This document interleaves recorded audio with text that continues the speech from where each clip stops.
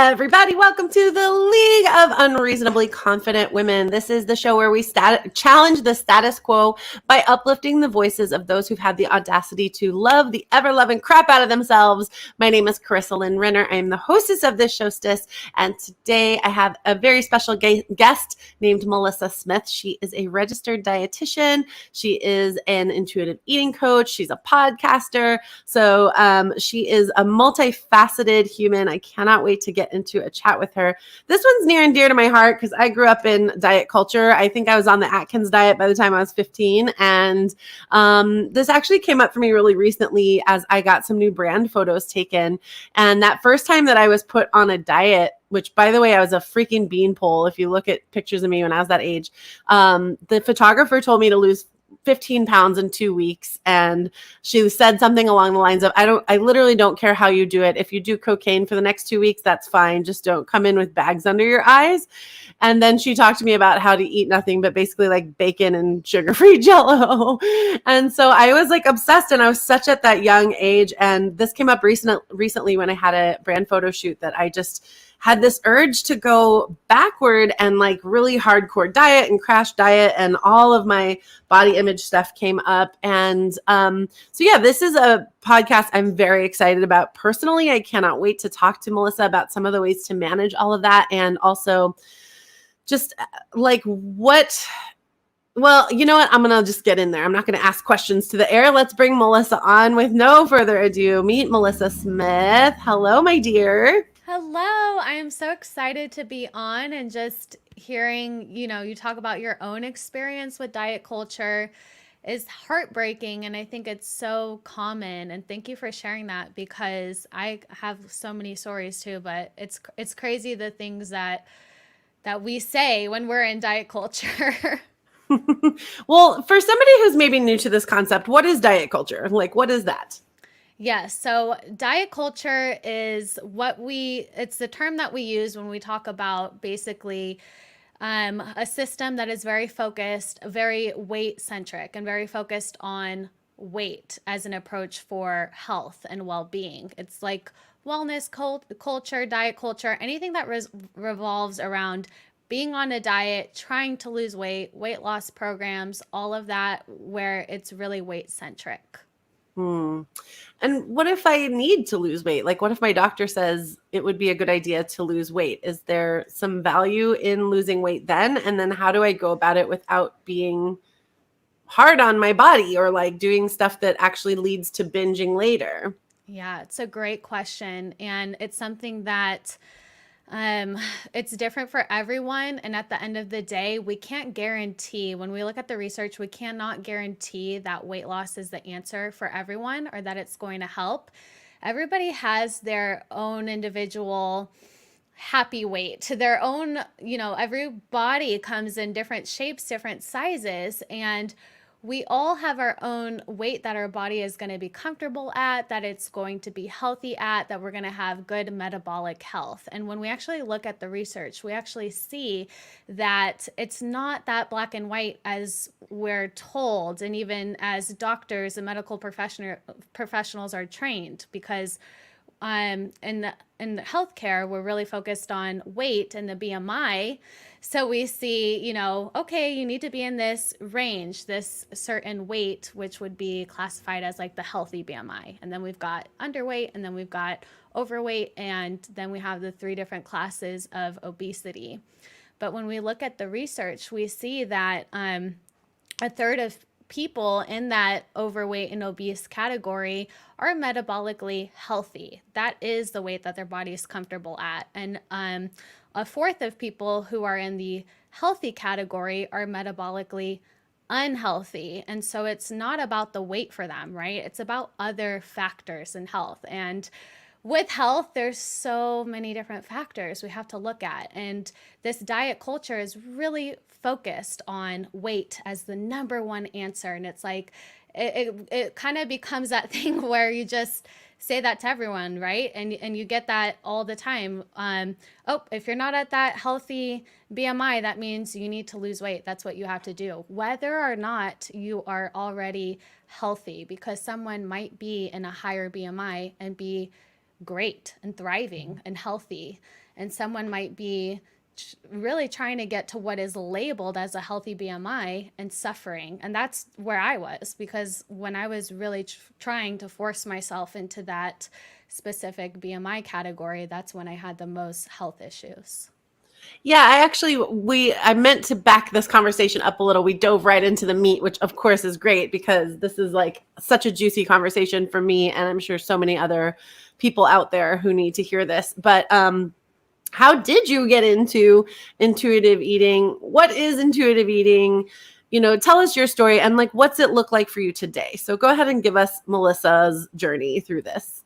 Yes, definitely. So for me, I was someone that grew up just not really aware whatsoever about nutrition or health. I was just kind of living my life, and it's not something that my parents were really educated in or that we really talked about as a family.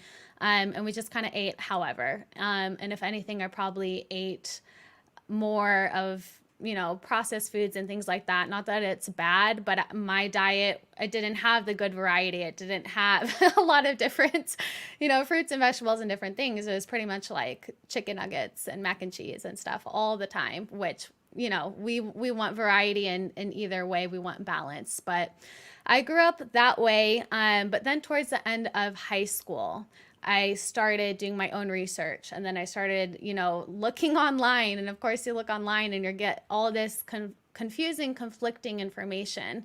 So from that point, from when I was about 15 or 16 is when I started really monitoring my intake, paying attention, counting calories, trying different diets, and through college, just getting worse and worse, really, basically anorexia in college and really limiting my calories to a very small amount, over exercising, and not only anorexia, but orthorexia, where not only I'm limiting my intake, but I'm limiting the types of food that I'm allowed to eat or what I think is very healthy or eating clean.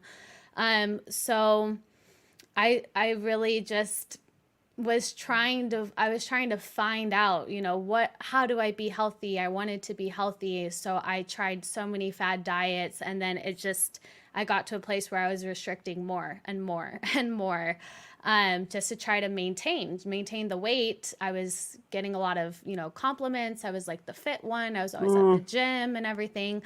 So that was my journey, how I got started. And thank goodness, I actually pivoted because I was going to be a pilot, and I was just so obsessed with health and fit and nutrition and fitness culture and everything that I actually switched into nutrition. I'm like, I want to learn more. I want to figure out the actual answer because I'm getting a lot of conflicting information online. I want to figure out what it really is.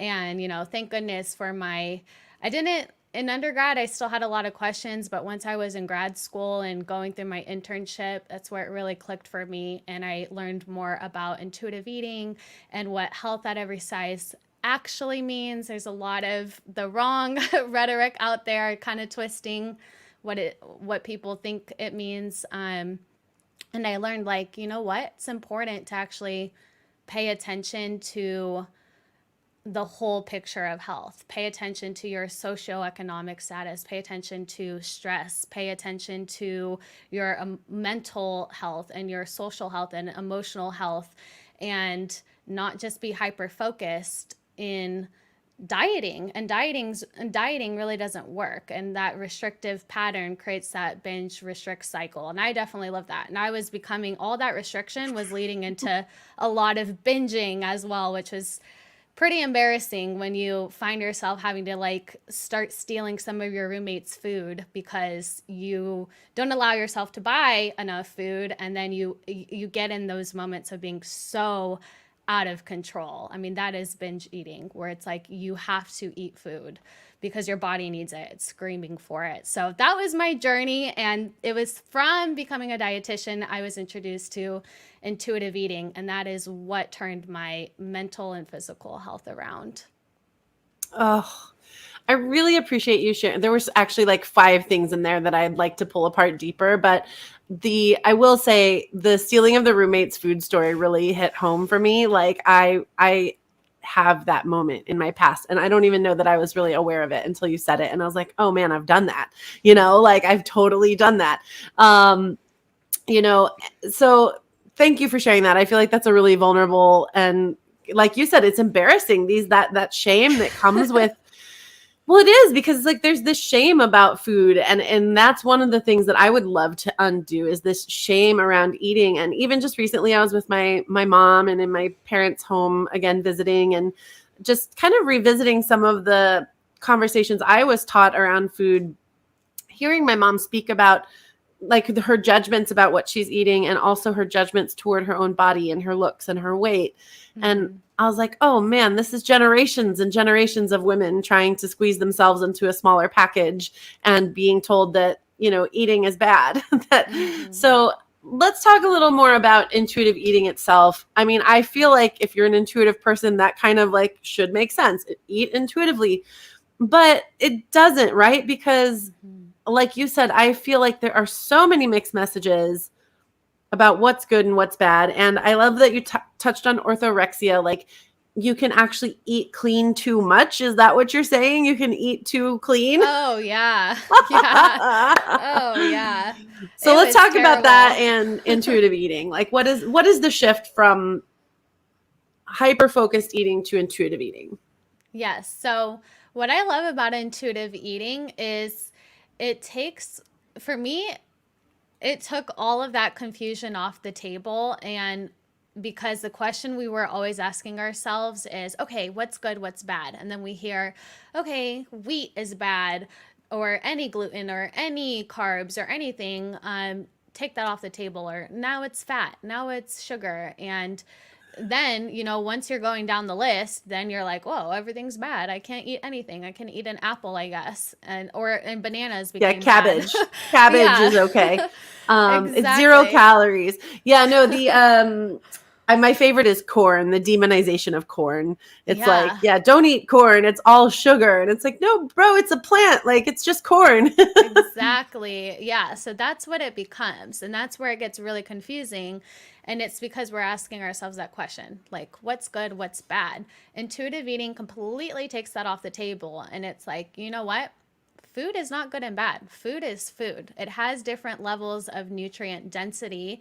Some will have more vitamins and minerals. Some will be more nutrient dense. Some will be less. That doesn't mean that one is good, one is bad, one is superior, one's inferior. Eating one is going to make you have perfect health. Eating another one is going to make you die. It's so it's stripping away all of those labels and how we like to label food, which really affects obviously how we're going to perceive food and our relationship with food. And it really neutralizes food. And it's like, nope, we're going to start from scratch.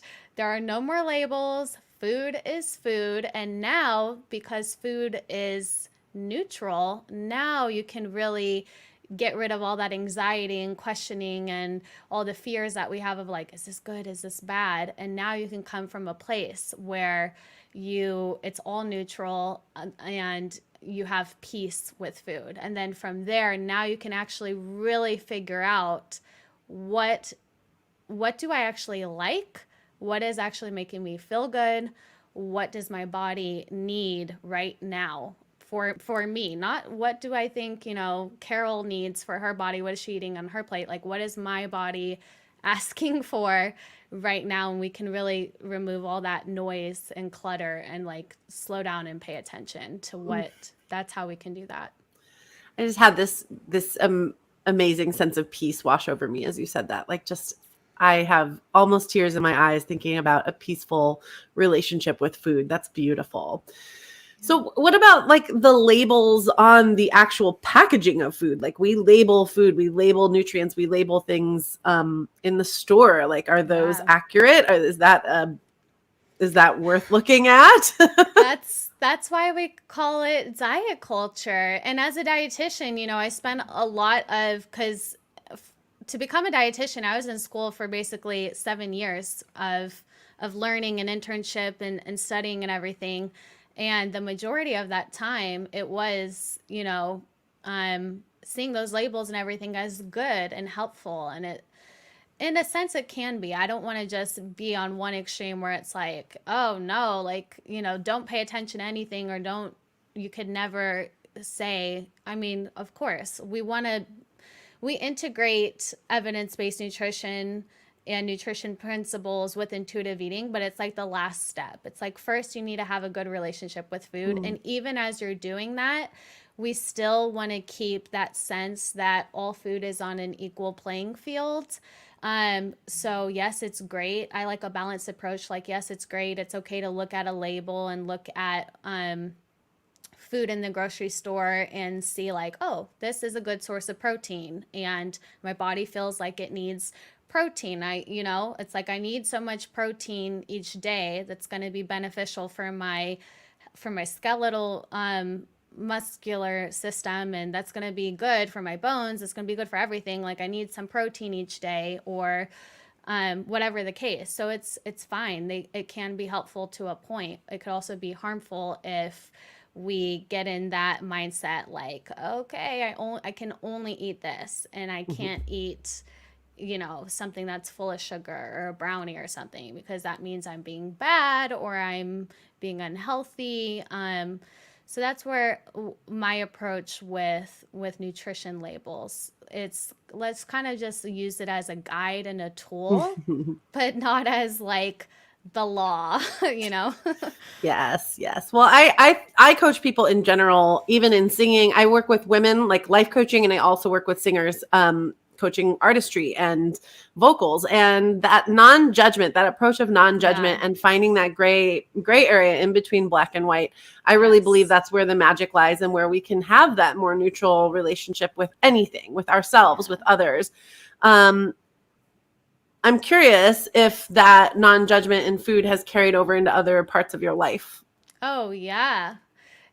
I love it. So I have my intuitive eating mindset framework, and it's really helping to approach food and get that peaceful relationship with food. And of course, that's a lot of like changing our mindset and unlearning all these things that diet culture has taught us, and all of these ways that we've looked at food. And I also teach a body confidence formula, because I'm someone too that really struggled with body image my whole life, and even had like periods of body dysmorphia, of like you're driving in your car and you're just like paranoid. You're just, anywhere you go, you always think people are judging you, and you have to be perfect, and you have to look perfect, and your body has to be perfect. And I think a lot of people struggle with that, and struggle with their body image, and not feeling satisfied, and feeling like they constantly have to change their appearance. And it's okay to want to change your appearance, but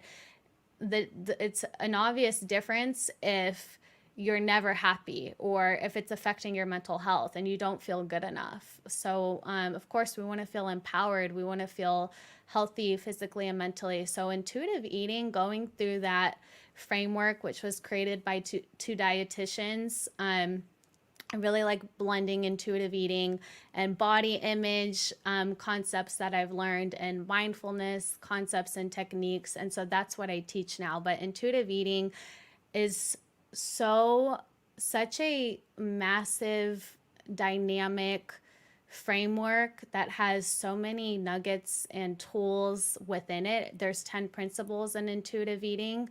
And by really integrating that in my own life, that changed my mindset in so many ways, and built so much confidence and respect for myself. And it definitely changed my relationship with my body image as well. Yeah, that's beautiful. I wish that for all humans, to have a healthy body image. It's something I struggle with still. And I am someone who actively shows love toward my appearance and my body. And I'm really diligent about catching those thoughts when they come by, because I'm like, no, we don't hate on our body. This is an amazing little flesh machine. It's pretty rad. So as we're filming this right now, as we're recording, we are on Facebook Live. And later, if you're catching this on a replay or an audio format, I want to just like preface that, because normally I don't interact with the comments, just because this is going to later be an audio thing, but there was one that came through that I think is really good, and I want to ask it to you because I Yeah. think it really could benefit so many people, which is someone says, but processed food is not really food, right? I call it non-food because it has no nutrients or benefits for the body. Okay, so great question. This is definitely something I wrestled with and thought about a lot in the beginning, and because I was, definitely thinking all processed food is bad, it's evil, it's unhealthy, I'm never going to eat it, don't touch it, it's killing us. I've come to a more neutral stance with that too, and you're correct in saying that it doesn't have a lot of those nutrients. So, of course, the benefits aren't going to be the same as some other foods that are more nutrient dense. But we also have emotional benefits that come from it. There are some benefits, they're different, right? And when we think of our whole picture of health and we think about social health and emotional health and enjoying life and getting pleasure from food and enjoying how food tastes, then it's perfectly fine to eat some of those processed foods. Always listen to your body, always pay attention to how you feel. And I do preach a balanced approach. I can't say exactly what that means. It's different for everyone, right? There is no magic formula of like a balanced approach means that you always eat this quantity of food and this many meals and this and that. But it's really finding that balance for you. So I don't believe you have to swear off processed foods. I don't believe that there's no benefits to them because they do come with some of those emotional benefits. Maybe you had that food growing up and it reminds you of a loved one. Maybe you're with friends and they're all enjoying that, or it's a birthday, right? Like a cake with icing. Like we have traditions, we have things that make us happy. And I promise you, eating a cake on a birthday is not going to ruin your health. So, but I agree, we don't want to just like fully we can tell if we're only eating that and we're not getting enough nutrients. We have to have that balance. We have to get our fruits and our vegetables and protein and grains. Like it's important to, that's why I preach getting variety. But hopefully that answered your question. It answered it for me. And honestly, Melissa, this conversation is creating so much emotion in me. This is probably the most, you're episode 10 of this series. And I am shocked, or maybe 9, I don't know. But anyway, this is so far the conversation that has like really hit me in the heart. Like I am just like a little misty. This means a lot to me personally, but it means a lot to me to see this change in the world, Yeah. to see this conversation come to the forefront and change the way that we relate to ourselves and our bodies and our food, and like that idea of happiness and that social, that what did you call it, Social health or social emotional health. health. Yeah, like I Yeah. imagine those parties. Like I always see that advice come around Christmas time and New Year's and the holiday season, where it's like, don't limit yourself to 2 alcoholic beverages and eat the fruit Yeah. tray. And it's like, dude, like it's a party. What do you want from me? I want to have fun. And I also feel like, if you are one of those people who's worried about people judging you or eyes on you all the time, and you think in that way that you had just previously described, Mm-hmm. by putting those 2 little squares of cheese on your plate and like sipping your wine for 4 hours, I feel like that actually can draw attention to you in a negative way as well, or maybe not, Mm-hmm. but I feel like it doesn't really help alleviate that sensation that people are looking and judging and watching. It actually amplifies it. Yes. Yeah, definitely it can. And thinking about holidays and parties and all these things, I mean, I've done the alternative where I'm like, okay, I bought into that idea like I can never have processed foods. They're terrible. So that means clean eating only, swear off processed foods. And that is where I felt the most out of control with food. That is where Wow. I became a binge eater. That is where, it's like if you had that grow at any point, if you know how like a cookie tastes and then you deny yourself a cookie for the rest of your life, it doesn't work. So it's interesting. It's like when you neutralize food and you do start intuitive eating, There was, for me, I will say, in the beginning, where because I restricted so much, the pendulum swung for me, and I did go a little out of control in the other direction as well in the beginning. But it's also probably what my body needed. I don't know if anyone's familiar with Stephanie Buttermore. She is a fitness YouTuber who was always very, very thin and muscular and everything. And her hunger levels were getting to an extreme. And that happens too, because it's actually, there's studies on it that the hunger hormones change the more you restrict. So the more that you're restricting and your body is going through that famine, and famine, we think it's like, oh, you're anorexic or you're starving yourself or you're eating no calories. No, there was that Minnesota starvation study where men were eating 1,500 calories, and that happened to them, and they had a lot of harmful effects from that. But in her case, and this is what happens when you restrict like that, and your body is constantly going under that restriction and famine, and it can do it whether you're physically restricting, sometimes even mentally restricting too. But your body is like, hey, we need food. Don't deprive us. And it starts to change your hormones to make you eat. So ghrelin is the hormone that will make you hungry, and leptin is the hormone that makes you satisfied. And when you're in that restriction mode, then your body will decrease leptin and it will increase ghrelin. So you will feel super hungry, your cravings will intensify, and the leptin will decrease, which means it takes more food for you to be satisfied because your body's like trying to make up for lost food. So wow. If a sandwich was satisfying for you before, you're going to keep finding, oh, sandwich isn't satisfying anymore. Why am I still hungry? I just ate a sandwich. Now I need a sandwich and chips and all this extra food, or 2 sandwiches or 3 sandwiches. And that's what was happening with that fitness girl, because she's getting extreme hunger. And when she would allow herself a cheat meal, she would eat way more than her boyfriend. She could eat like thousands of calories in a sitting, and she still would feel hungry. She was like a bottomless pit, right? So she was like, I don't want to live like this. And it's miserable. Who wants to feel like that, where they're constantly thinking about food? That's no way to live. And I know what that feels like. There's no way to live to constantly have food on your mind. So she had to go all in, allow herself to neutralize food, eat whatever she wanted. And she was eating like 10,000 calories a day at first. And something similar happened with me. I don't know how much I was eating. I wasn't tracking or anything, but I went from restricting, and when I started eating intuitively, I was hungry. I would order like 2 burgers and a milkshake, like from fast food. I went from like no fast food to like crazy fast food.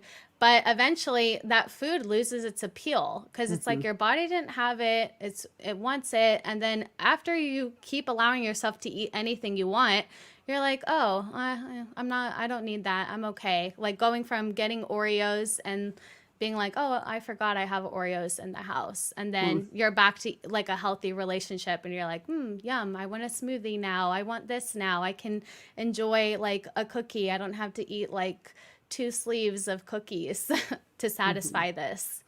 Yeah. So I want to wrap up because I could talk to you all day about this. I want to be respectful of your time and the listeners. But before I go into our last little segment, which I do with every guest, I have one other question, which is this. And it was spurred kind of by what you were just talking about.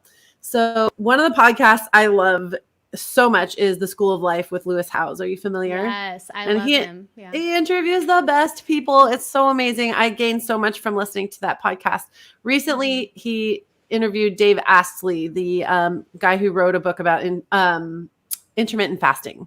Okay. And this guy is like all about intermittent fasting. And it's like, here's all the benefits. And yes, and he actually preaches balance within that as well. He's like, this isn't forever. You're not supposed to do it every single day for the rest of your life. Like that will cause problems.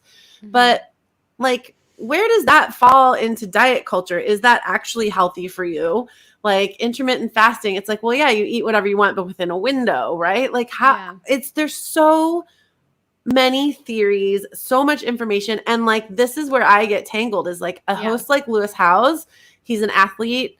I love his philosophies. I love his guests. I think they're the top notch. And then I hear something that goes kind of against what I'm leaning toward the intuitive eating camp, you know, and that to me feels like diet culture, but also it's sort of like this hybrid. I don't know. So I'd love to hear your thoughts on intermittent fasting. Yeah, great question, because that comes up a lot with intermittent fasting. And even there was a book that came out called Intuitive Fasting, which is a blatant oxymoron for sure. But the way I like to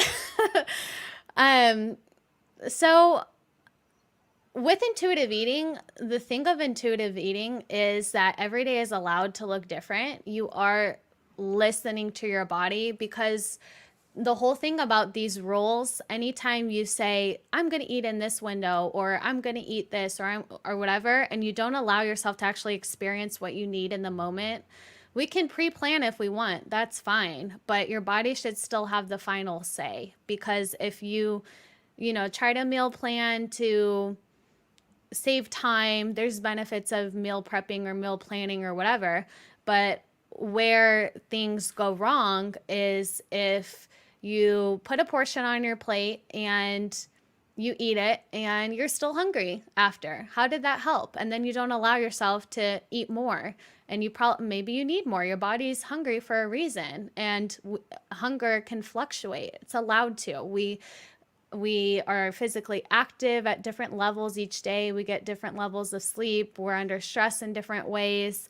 And the more we can honor our hunger and listen to our body, that helps us to be satisfied, get the appropriate amount in that moment, and get the energy we need, because food is energy, feel good, go on about our day. And then once we're hungry again, then cool. Then we can see like where's my hunger at right now? How much of a snack do I want? How much of a meal do I want? So that's the approach with intuitive eating. It's all about that. It's not about creating rules for yourself. It's like an everyday learning process.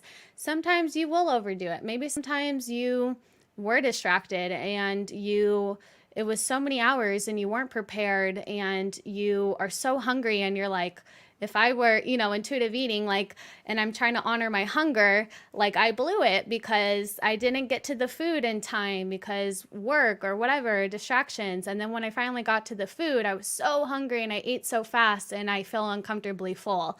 But intuitive eating it's a guide. Like, we know it's not always going to be perfect, but it helps you to understand that and go with curiosity and to pick up and keep going, have compassion, move on, guilt-free. Mm-hmm. You're not going to make up for it by restricting and being like, well, I think I ate too many calories, so I'm going to starve myself tomorrow. Like, that's not going to help anything. The thing with intuitive fasting is, again, it's going to be rules. So on the day where you're hungry and you're like, I can't eat, I'm fasting, in the end, that won't serve you, because you're going against your body. You're setting yourself up for that restriction binge cycle to keep happening. But if you are actually listening to your body and eating intuitively, some days you might not want breakfast. Maybe your body didn't need it. You weren't hungry. Maybe you go through your day and you realize, I didn't have a meal, in a few hours, and that's okay. Like, you do what feels good for you, and you allow each day to be different. So that's the approach I like to take. Everyone is free to take their own approach, but those are the problems I see with fasting and rules. And I do see it as another form of diet culture and rules. Yeah. Thank you for that. Thank you. Yeah. Okay.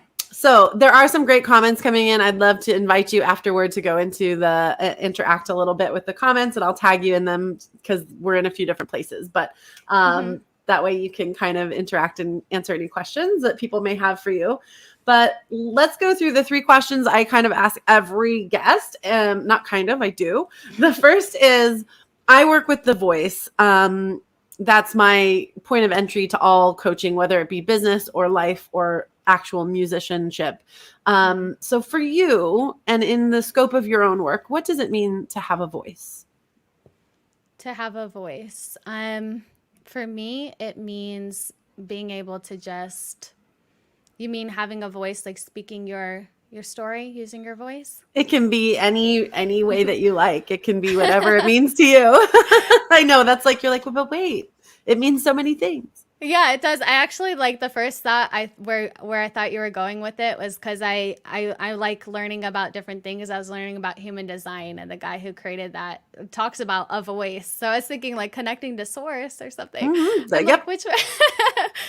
But yeah. So to me, it's definitely paying attention to the inner voice that you have, and not like the analytical and the logic or like all the things that come in that try to say, well, how about this? How about that? But really slowing down and listening to your intuition, letting your intuition speak and have authority, and sharing that, because I think our intuition is like the wisest form of knowledge that we have, and we all carry intuition, and we all have our forms of knowledge to share with the world. So that's how I like to.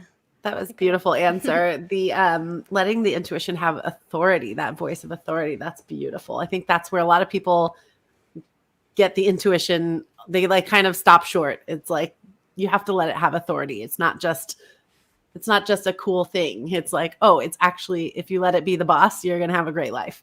Yes, definitely. Okay, so if you could give every woman in the world a piece of advice, or female identifying being a piece of advice, and you know that she would take it, what would you say? Oh, I would. The reason I love it, intuitive eating so much too, is it has intuitive in the name. And I would say, really connect with your intuition. Intuition is everything. And the more you can connect with that, I think it serves you in health. I like to think of intuitive health, intuitive exercise, being, having an intuitive business approach. So I'm all about intuition. Learn how to connect with your intuition, hear your intuition, and be confident in following your intuition. Yes, ma'am. Amen. Okay. Lastly, please finish this sentence. I hold a vision for the future where? Ooh, I hold a vision for the future where women and men and children can all be really confident to live healthy, happy lives intuitively, and they can pay attention. They can have balance. They can pay attention to what feels good. They can take the nutrition principles, but integrate it in the way that it works for them, and still checking with their authority. And for everyone to just have peace with food, for it not to be such a point of stress and contention anymore, and us to get back to loving food. I certainly love food. I'm excited Yeah. for that day as well. Okay, so tell them you have offered us a free 3-day intuitive eating challenge. Oh, it says Easting in my notes. Whoopsie. Tell us a little about the challenge. I've got the link up there, and I'll post it in our comments as well, and in the show notes. But what is this, and how can they enroll, and all that? Yes. So, like I mentioned, there's 10 principles of intuitive eating. Each principle is just full of, juicy goodness, and like a lot of things to consider, a lot of emotional work to do, mindset work, mindfulness habits, ways to really check in and get reattuned with yourself. And my 3-day challenge is helping you work through those first 4 principles of the 10 principles. It's a great way to kickstart your journey, because of course I always would recommend to people, definitely don't skip the first principle. And I think it works really well going through those principles. So my challenge is to help you get started and try out intuitive eating for yourself. Well, I selfishly adore holding this space for these interviews because I get all these amazing freebies for me too. And so you'll see me in there checking out your 3-day challenge and participating. And if anybody's in the Facebook group with me and wants to participate, let me know. We can hold each other accountable and support each other through that journey. Melissa, thank you so much for your time, your wisdom, your intuition, and your extensive knowledge in this field. I really enjoyed this conversation and our time together today. Me too. Thank you so much. I absolutely love what you're doing, and thank you for inviting me. This was a wonderful conversation. Yes, ma'am. All right. Thanks everybody for watching. I'm going to put our fancy outro on and I'll see you guys next week at 12 o'clock.